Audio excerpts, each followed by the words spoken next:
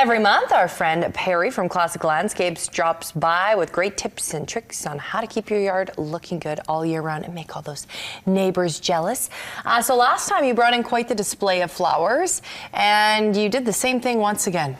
Yeah, we're going to change it up a little bit with the type of plants. And, you know, this time of year, obviously, having impactful plants, it's sort of easy. You know, we see them around. But having some good choices, first, that are low maintenance, that's always something people say. Probably the most important thing people will say to me, hey, I want it to look great, but I don't want to have to be out there maintaining it all the time. Now, if we want to be outside and we love being in our gardens and getting our hands dirty, great.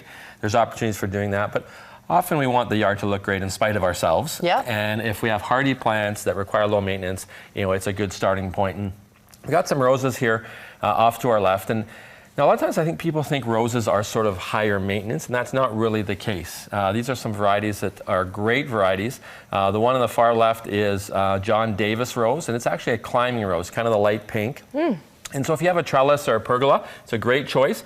We'll grow a couple of meters tall, so about my height. But you know, if you have a trellis or pergola again, or maybe even a fence that's growing up, it can get a little bit higher, a little bit wider than that, because it'll take advantage of grabbing onto something. Cool. And the oh-so easy paprika rose, I know it sounds easy, obviously, but again, low maintenance. This one's a smaller variety. It kind of has the orange color with a little bit of yellow center. It only grows 1 to 2 feet tall. So kind of the size you see it now. It get a little bit bigger, but not too much. And so if you have a smaller space, or maybe you want it as a companion plant where you're doing a texture depth sort of thing and you have some smaller plants in the front, a great choice. And then right beside it, this really bright pink is the Aurora Borealis. Ooh. Developed in Canada, actually was the plant of the year in 2021. An amazing plant, will grow, you know, 2 to 3 feet tall. Beautiful flowers, as you can see, nice big rose. Almost looks sort of like a fuller wild rose, has more petals obviously, but same kind of color, a really cool pink. And then the tall red one is the Emily Carr. Again, a Canadian developed rose. Comes from a series of Canadian artists that have been named after. Emily Carr is sort of that elegant, deep red, beautiful rose that we know and love. And a great hardy choice. Love our winters. The advantage of perennials and shrubs is that, you know, the initial cost is a little bit higher than maybe an annual, but they come back every year. Yeah, so, you know, which is a bonus. For sure. Okay, we will get to these, and then we have tent caterpillars to talk about. Yes, outbreak this year. We're going to talk about caterpillars in a second. So I have a snowball cranberry in front, and they're going to grow about 8 or 9 feet tall. They're the ones that kind of look like baseball sized.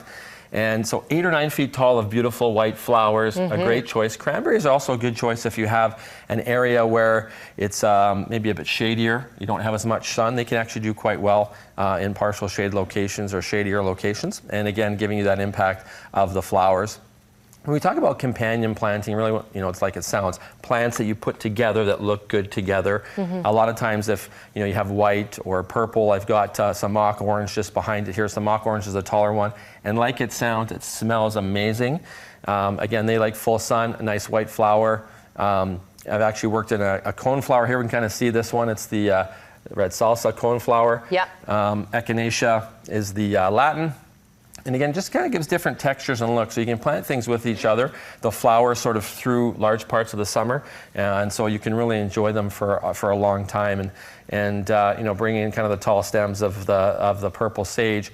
When we look at purples and yellows, they're more attractive to bees. So if we're looking at pollinators, even butterflies, the arrow is the yellow one that we've got in the front, kind of a feathery texture. So not only the flowers, but the texture is interesting.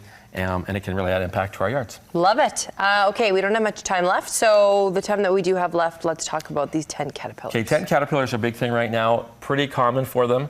The issue for our yards is if we have poplars and things, maybe we'll get some tent caterpillars, they can chew on our leaves and we don't like it.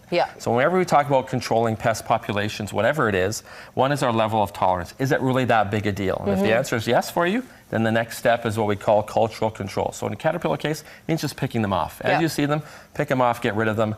But if you have to go to the chemical or pesticide route, then use something that's easier on the environment. Like BTK would be the best choice. It's actually a bacteria. It's not a chemical. It's a bacteria that when the caterpillar chews on your leaves, it ingests it and it messes with their insides and they don't survive. And so nice and easy to use. It's not going to harm pets or people. You don't have to worry about it.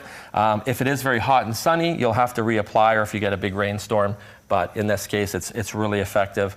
And so again, level of tolerance, pick it off, and if you need to use it for caterpillars, BTK is the best choice. I have seen a couple when I was golfing last week, and they were all over the golf cart falling from the trees. So because you'll see a lot of poplars. So in our river valleys, you go for a walk from the ravine, you'll definitely see them. And frankly, the trees themselves are used to sort of those outbreaks, right. and so the trees will survive. Okay. But for us in our home, sometimes it's the cosmetic issue we're worried about, and so we want to deal with it in that way. For sure. Well, thank you so much, Perry. These are beautiful. They smell even better. Always a pleasure having you in. And for more great ideas, you can check out Classic Landscapes and Classic Gardens at their 2 locations. For more information, visit them online at classicgardens.ca. We're back after the break. We'll see you then.